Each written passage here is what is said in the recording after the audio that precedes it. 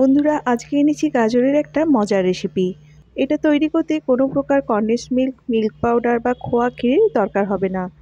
শুধুমাত্র একটা secret ingredients দিয়ে এই লোভনীয় রেসিপিটি মাত্র 10 মিনিটের মধ্যে বানিয়ে ফেলা যাবে।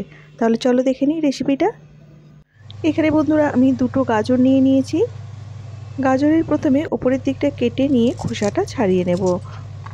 এখানে যদিও আমি দুটো গাজর নিয়েছি, তাও বন্ধুরা এখানে আমার এই একটা গাজরই প্রয়োজন হয়েছে। গাজরটার খোসাটা ভালো করে ছাড়িয়ে নিয়ে এটাকে গ্রেটারে গ্রেট করে নিতে হবে। এখানে আমি এই রেসিপিটা তৈরি করতে 1 কাপ পরিমাণ গ্রেট করা গাজর ব্যবহার করব। গাজরটা এখানে গ্রেট করা হয়ে গেছে। এখন একটা প্যানের মধ্যে 1 চামচ পরিমাণ ঘি নিয়ে নিলাম। ঘিটা ভালো করে গলে গেলে এর মধ্যে গ্রেট করা গাজরটা দিয়ে দেব। এখন গাজরটা ঘিয়ের মধ্যে নাড়াচাড়া করে 2 মিনিটের মতো ভেজে নিতে হবে। 2-3 মিনিট ভাজার পর গাজরটা কাঁচা ভাবটা চলে যাবে আর গাজরটা কিছুটা কমে যাবে। গাজরটা এখানে 2-3 মিনিটের মতো ভাজা হয়ে গেছে। এখন এর মধ্যে দুধ দিয়ে দিচ্ছি। এখানে 1 কাপ গাজরের জন্য আমি 3 কাপের মতো দুধ ব্যবহার করব। দুধটা এখানে গরম করে ফুটিয়ে ঠান্ডা করে রাখা ছিল। প্রথমে এখানে 2 কাপের মতো দুধ দিয়ে দিলাম।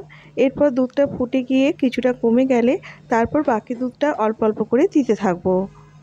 গাজরটা এখানে দুধের মধ্যে 4 থেকে 5 মিনিটের মতো ফুটিয়ে নিতে হবে, তাহলেই গাজরটা খুব ভালো করে সেদ্ধ হয়ে যাবে। এখানে গাজরটা 3 থেকে 4 মিনিট ফোটার পর দুধটা অনেকটা ঘন হয়ে গেছে, এই জন্য এর মধ্যে আরও আমি হাফ কাপের মতো দুধ দিয়ে দিলাম।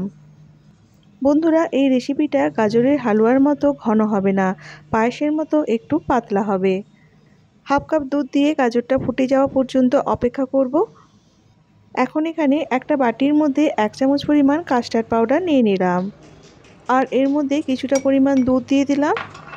এখন কাস্টার্ড পাউডারটা দুধের মধ্যে ভালো করে মিশিয়ে নিচ্ছি। এদিকে দুধটা দেওয়ার পর গাজরটা ভালো করে ফুটে গেছে, খুব সুন্দর একটা কালারও চলে এসেছে। এখানে বন্ধুরা গাজরটা যতক্ষণ সেদ্ধ না হবে ততক্ষণ এটাকে কম আঁচে ফোটাতে হবে। গাজরটা থেকে সুন্দর একটা রং যখন দুধের মধ্যে এইভাবে ভেসে উঠবে তখন গাজরটা ভালো করে সেদ্ধ হয়ে যাবে। দেখো এখানে বন্ধুরা গাজরটা সেদ্ধ হয়ে গেছে।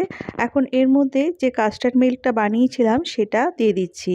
কাস্টার্ড মেশানো দুধটা দেওয়ার পর আঁচটা একদম কম করে দেব আর দুধটাকে এভাবে নাড়তে থাকবো।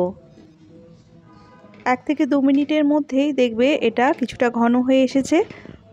এখানে বন্ধুরা এই রেসিপিটায় কোনো কনডেন্স মিল্ক বা মিল্ক পাউডার বা খোয়া ক্ষীর কিছুই ব্যবহার করছি না, তাই এই কাস্টার্ড পাউডারটা দিলে এটা খুব সহজেই তাড়াতাড়ি ঘন হয়ে যাবে।